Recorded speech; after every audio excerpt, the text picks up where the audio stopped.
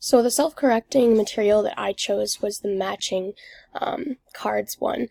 And so I found this website that I thought was really cool that kind of helps students work with memory games, but electronically.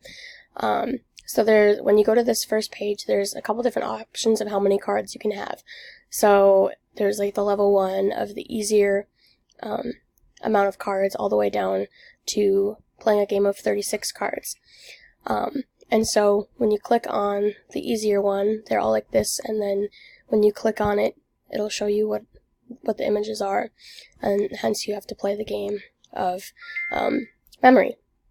And so I think this would be something that would be really cool to have students work with, that not only would be fun, most students like to get on a computer and incorporate technology within their learning, but it also allows you to pick the different types of levels from easiest to hardest for them, so you can watch them grow within their own skills, and they can also see themselves grow.